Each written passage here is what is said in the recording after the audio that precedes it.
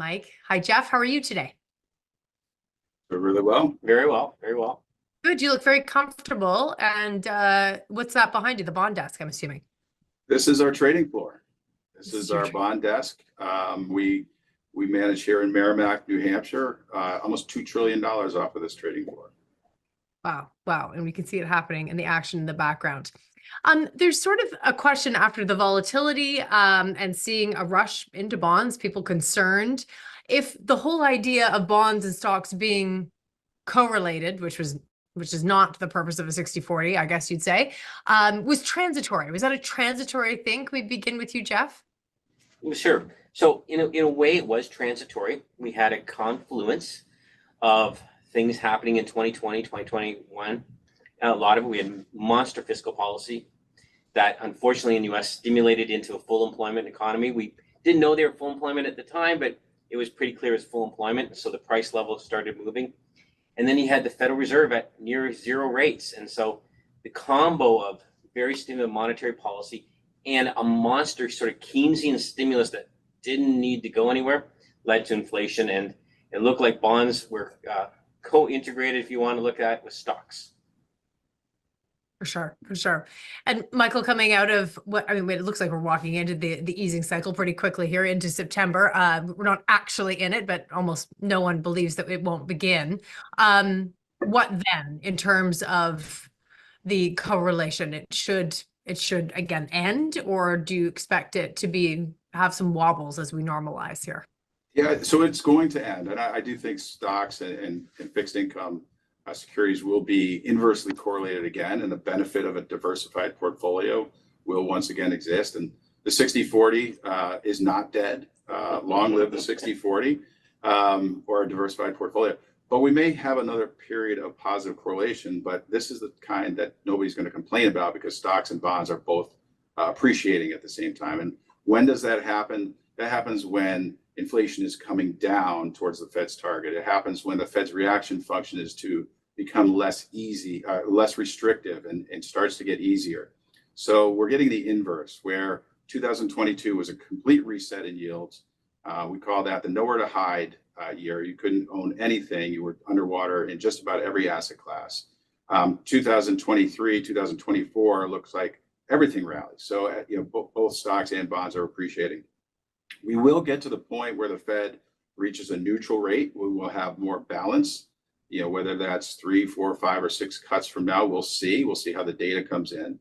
But we are going to get to the point where that inverse correlation can return. And by the way, we've seen 2 episodes. We've said the inverse correlation, the benefit of owning bonds, the ballast in your portfolio, that's existed. It's been kind of hiding under the daily positive correlation for a couple of years. But both in the regional bank crisis in March of 2023 and the miss on non-farm payrolls just a couple of weeks ago, when equities were selling off hard, bonds were rallying. So the inverse correlation that we know and love is there. It's just kind of hiding under the covers.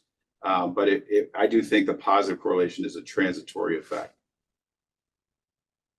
Jeff, as we walk towards, it looked like, the jobs report, which is probably going to see some revisions, but it was one of the catalysts that caused all that volatility. There was a yen carry trade that fit into the story as well. But certainly there seemed to be a shift from sort of staring at CPI intently to the labor story over the course of the last few weeks, employees taking center stage from the Fed's perspective.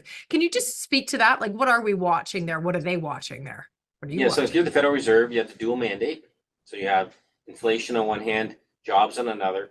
Inflation looks like the battle's been won. I think the Fed will say in Jackson Hole, mission accomplished, we've won. So we can start that rate cutting cycle. But in the background, I think they're looking at jobs and they're trying to figure out how strong is the economy, where are the jobs. And the problem with the jobs data is it's subject to massive revision. A lot of it's I call it 1920s technology. It's very difficult with specificity to say this is where we really are. That's why a lot of times you hear about the NBER does with the recession. They'll announce the recession 6 months after it happens. So if you're the Federal Reserve, you've won on inflation, so now you're turning your attention to jobs and just making sure that the jobs market sort of fits what your narrative is. And so watch that data now. Like every month, it's now that it's not the CPI anymore that's must watch. It's now going to be the jobs data. Right. Okay. So that's sort of the way it is. Michael, would you say the Fed is cutting now to become less restrictive? Are they concerned even about like a deflationary piece of the story? This gets into the is there a recession coming story, but or is it just to be less restrictive? I think that's actually the most important question we should be asking ourselves right now is the Fed still cutting to become less restrictive, or does the Fed actually see something in the data where they feel they need to cut to stimulate the economy? Yeah. Those are two very, very different things. And I think the impact on the equity market will be, could be in polar opposite directions. Where a less restrictive Fed, I think the equity market will welcome lower rates because the Fed is declaring victory on the battle against inflation and returning to a more normal environment. Whereas the latter, where the employment data is coming in weaker, raises the probability of recession. So I think that the Fed actually doesn't want to cut 50 in September right out of the gates, because I do think that potentially could send the wrong message to the equity market. And that is, I think they'll ease into it, go once in September, maybe once in November, once in December, which is a little less than what's priced into the market today. But I think that's safe. And I do think the Fed has 4 weeks or so to talk the market, to price in those, what they want to do. Jackson Hole will be the first of those opportunities to send that message. Remind us what Jackson Hole actually is in terms of a forum, in terms of central bankers from around the world. One of the big stories, of course, is the different paces and also sort of timing of rate cuts around the world, the differential between countries. What do you think as they sort of crack heads around the table there? They're trying to get at what is the point of this meeting versus last year? Again, I think it's to communicate first and foremost the Fed's kind of direction of travel and magnitude in terms of rate cuts. But clearly, rates are coming down basically everywhere around the world except Japan, right? So that's an interesting dynamic, and that's part of the catalyst for the carry trade unwind, where Japanese rates are potentially moving higher. U.S. rates and other rates around the world are moving lower. Interest rate parity, IRP, would tell you then in that case the Japanese yen should be strengthening relative to most currencies around the world, and that's what we saw. So even though the Fed doesn't have currency as one of their mandates, they've got price stability and full employment. They certainly do consider the strength of the currency in their in their policies and the impact, particularly when it has an outsized impact. I do think that the dollar's been a juggernaut. Fortress North America has been supporting the dollar for years now. A lower interest rate differential between the U.S. and the rest of the world as the Fed really starts to cut could be a headwind. But again, the U.S. economy is extraordinarily strong. The Canadian economy is very strong. So we'll actually be watching the interest rate differential between the Bank of Canada and the U.S. Fed as well. You think the Canadian economy is really strong? I'm glad to hear that, but do you? I do. I think the Canadian economy is strong. I think the U.S. economy is strong. I actually think the Mexican economy is strong. I think the North American bloc is actually doing very well relative to the rest of the world. Yeah, and I think where our heads are at is like, but there's vulnerabilities out there. That's probably where your head is at, Pamela. It's like when you think about Canada, we have so much debt. Yeah. Mm-hmm. Housing prices are so high. There's so much to do with immigration. Price levels are on the move. You can see the vulnerabilities are massive. So Mike's right. Like the economies look great right now in a steady state, but if something comes along and kind of dislodges them, and one of the fears that we have, right? Not fears, but expectations almost, is that we're gonna have to get some of these deficits under control. U.S., Canada, around the world. And that's probably going to be done as much through tax increases. It's hard to cut spending. People will get mad at you for doing that. And so when you do that, you can imagine that sort of that Keynesian stimulus that we had 3 years ago, we actually have pulled forward GDP into these years. And in the out years, we're going to have a little less GDP as the tax headwind starts to hit, as people have to, consumption gets hit a little bit on the side to pay for taxes.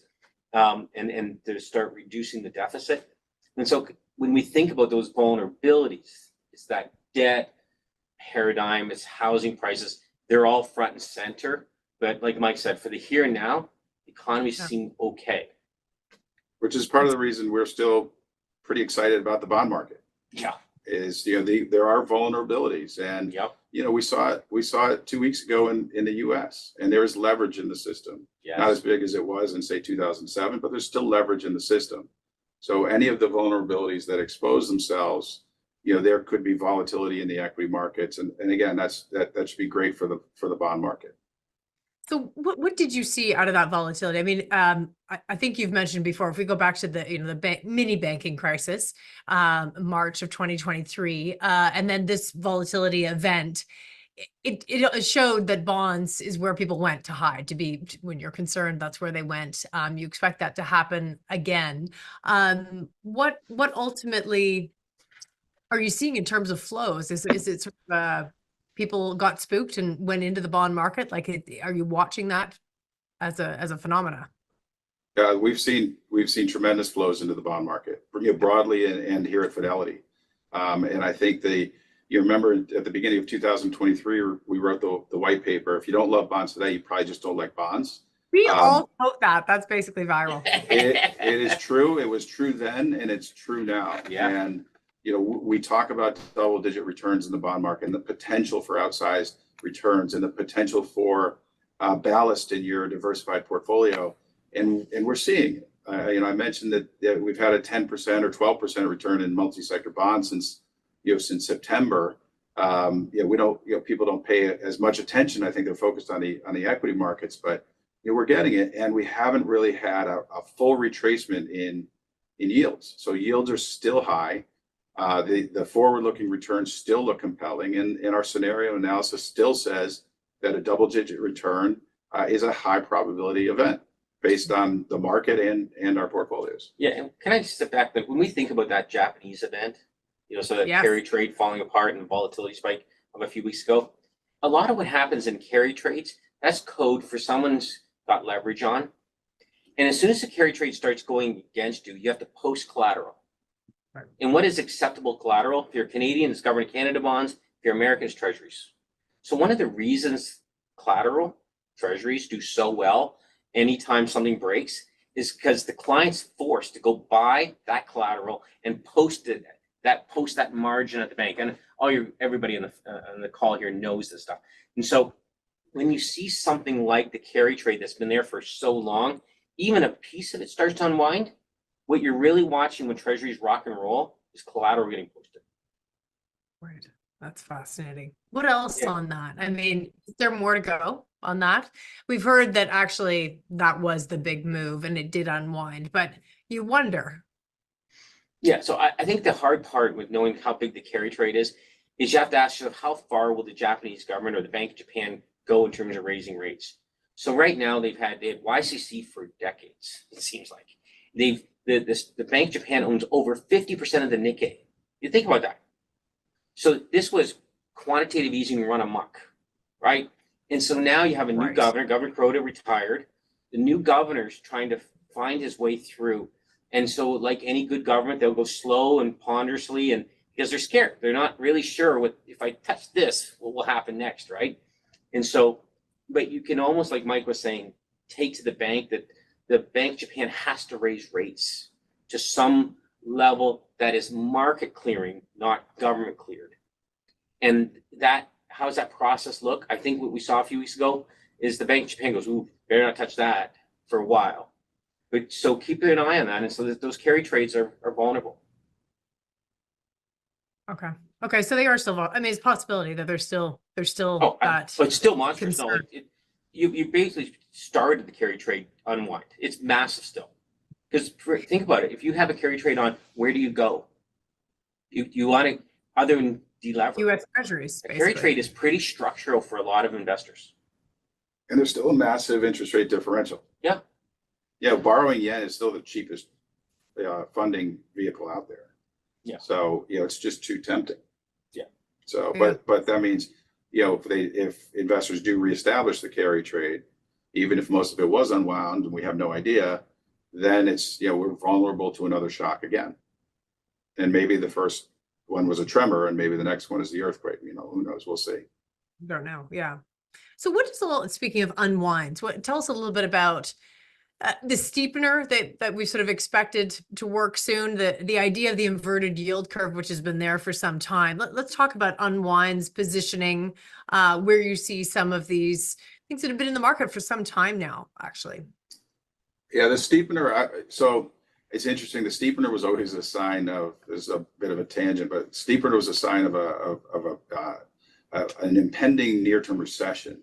And that was 2 years ago. We were, everybody was talking about the inverted yield curve and recessions around the corner. To me, it seems like the Somme rule has actually replaced the yield curve as the signal, but we'll see. And that has to do with employment and the trend in employment. But we do like the steepener. We've liked the steepener for a long time. We like the belly of the Treasury, U.S. Treasury curve. Why? Because the Fed will eventually be cutting rates. And when they do, the 2s and 5s should really outperform the 10-year part of the curve and the 30-year part of the curve. So we're starting to see that. And generally what happens is curves invert gradually and steepen suddenly. So again, back to those 2 examples, in the regional bank crisis, the curve was inverted by 100 basis points, 2s, 10s, and it steepened to 50. So that was a 50 basis point rally in 2s relative to 10s. We saw the same exact thing after the non-farm payrolls number. The curve was 50, inverted by 50, it went to flat. So we're still historically flat relative to the last 20 years or so, and we think there's still 100 basis points or so steepening to come. In multi-sector bond, just from a positioning standpoint, we actually hadn't had the steepener on. We talk about it, but we really like floating rate loans. And we like being long duration, so we paired those with 30-year bonds. Today, we've cut our floating rate exposure to the point where we do have the steepener on. We do have what we call a bullet position on, and we are positioned to take advantage of a steeper curve. Yeah, What's the bullet has position? the curve has steepened, right? Like if you look at it now, it kind of goes like this. And so the curve is inverted to the 4-year, and then it's positively sloped all the way out. So it's just sort of creeping in. The problem is the really short part of the curve can't ignore the Fed, because a 2-year bond in 2 years is cash, right? So it trades at Fed funds. So the 2-year bond always has to have one eye on the Fed. So we do have the inversion. The steepener has worked for clients who have that on. It's just inside of 4 years is the last piece to go, and that'll happen probably starting, in September. Okay. Fascinating. There's so many questions rolling in here. So some of them you've hit actually, but here, let's put this one kind of on top of it. So how can we prepare, Jeff and Mike, prepare clients for 2026 to 2030 and beyond? Could there be a return to a zero interest rate policy? Well, that's going to depend on the data. We in 2019, nobody expected us to return to the zero interest rate policy. Right? We didn't. We thought the economy was good. We thought credit spreads were tight, but justifiably so. We thought corporate fundamentals were good. And we actually thought rates were fairly attractive. So we had extended duration a little bit. We had cut our credit risk. Then we get a global pandemic and a global economic shutdown, and rates go to zero. So yes, it's possible. It's not our base case. We do think higher debt levels as a percentage of GDP probably mean lower rates going forward than we saw, say, pre-GFC, which, by the way, will be a headwind for GDP and actually is constructive for bonds. It's a little counterintuitive, but going back to zero means that we're in a crisis. So I don't think the Fed goes to zero outside of a crisis. I think the Fed and other central banks want arrows in the quiver. They want dry powder. I think the fiscal stimulus, as Jeff said, was kind of used up for the most part during the pandemic, and I don't think that's an option right now. So I don't think the Fed wants to use all of their ammunition before we're in a crisis. Certainly not at 4.2, 4.3% unemployment. If they need to stimulate the economy, they've got a long way to go. They might be willing to use some of that, but I don't think they're going to approach anything that looks anything close to a zero interest rate policy. Yeah, like you look Yeah. at that, Mike's right. Like it's hard to look at 2026 to 2030 and see what's next. Other than we do know that debt and demographics are monster issues that we all have to deal with. And in that regard, like Mike said, the Fed will be tactical how it uses its QE tools and its monetary policy. But like he also said, we may have used up our fiscal room. We may have spent it a few years ago and pulled forward that GDP. And so the question then for clients will be probably not right away, but down the road, how much of a slowdown is that? And then the demographics piece is mostly how do people drop out of the labor force? Because once people start dropping out of the labor force, things can get a little trickier. So a lot of question marks when you look out 3 or 4 years from now. But certainly you're on the right track if you're thinking debt and demographics matter. I think the Fed would agree with you. Okay, really, really interesting. So could geopolitical escalations put a hold on rate cuts? I think geopolitical Yeah. escalations, well, it depends. First of all, I think you could see a big rally in the bond market, which means in the rally in the bond market means you're pricing in more Fed cuts, not less. So I think, particularly if there's, an economic slowdown as a result, depends how widespread, this conflict becomes.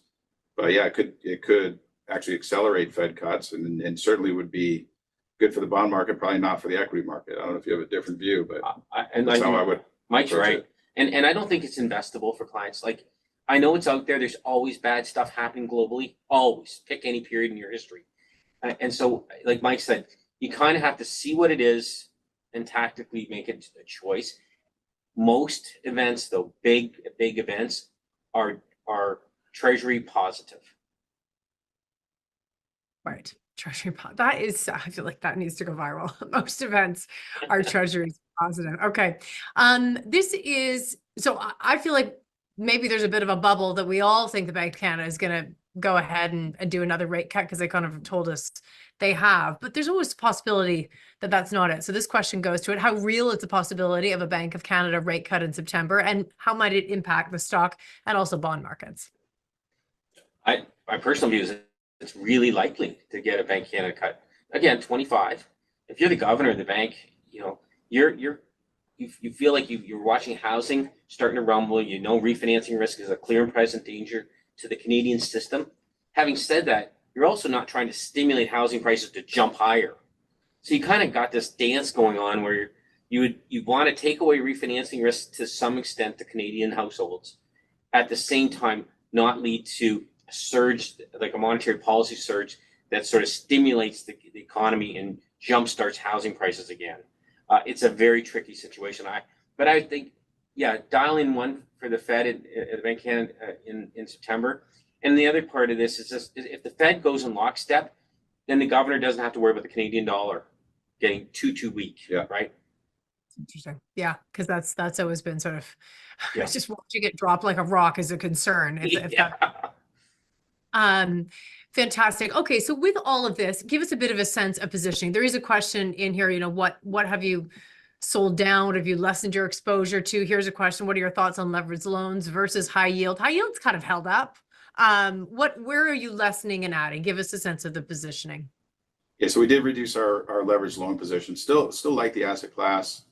Still like the ability to control duration separately from our credit exposure, and the floating rate asset class allows us to do that. But we've cut the position down to about 10%. Remember, we were as high as 20% just last year. We were 20 to 15 and now to 10%. And that's also given us the flexibility to buy duration where we want on the curve, which is in the belly. High yield, again, default rates are still very low. Now they've risen from 1.5% to 3%. So the trend is in the wrong direction, but still that's historically low. And we still think corporate balance sheets are in really good shape. So I think high yield actually looks okay. Leveraged loans look okay. But again, historically tight bottom decile type spreads, which means that we want to have a lot of dry powder, because when there is a vol event, we don't know when it's coming. But when it does, we want to have the flexibility to add to those asset classes at that time and not before that. So in the meantime, we have positive carry in the portfolio, a small allocation to the plus sectors, leverage loan, high yield, we do the emerging market debt exposure ourselves. And we're waiting for an opportunity because excess returns in the bond market are episodic. And we're just not in one of those episodes right now. Favorite asset class is treasuries. And so we like to be in the belly of the treasury curve, keep our treasury, our corporate bond exposure to a minimum and wait for a different opportunity. We have lots of yield. And I think we lost Pamela. Pamela, come back. So I think we're getting pretty close. Yeah, 3 minutes. Pamela will be back. Pamela will be back. In the meantime, she'll probably ask us if we have any parting thoughts on the bond market. Yes, you probably will. And I think that this is a great time to buy bonds. Still fits. A great time to buy bonds. And I would not change your portfolio allocations at this stage. The election coming up, probably not an investable event. Just leave it be and realize that the fiscal opportunity set, the fiscal room for either party is so limited now. We spent so much money in the last 4 or 5 years.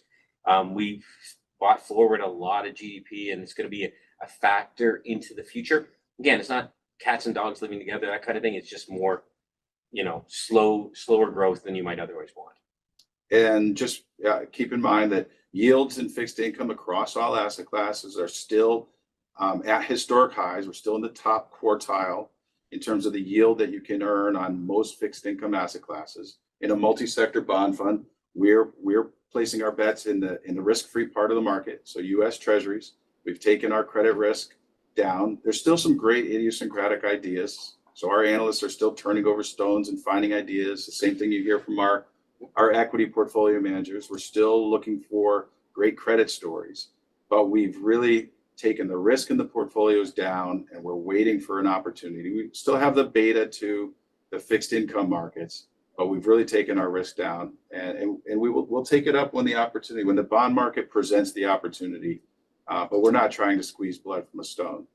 When the alpha opportunity is low, we always will take risk down and wait for the better opportunity. Michael, Jeff, thank you so much. We lost Pamela. Her internet connection, I think, up at her cottage just cut out, but we are coming to time on the show. Perfect timing. We're at 12 o'clock now. Michael, Jeff, just want to thank you so much for joining us today, and it's great to see you and hear your insights. Thanks so much. Thank you. Great. Thanks for having us.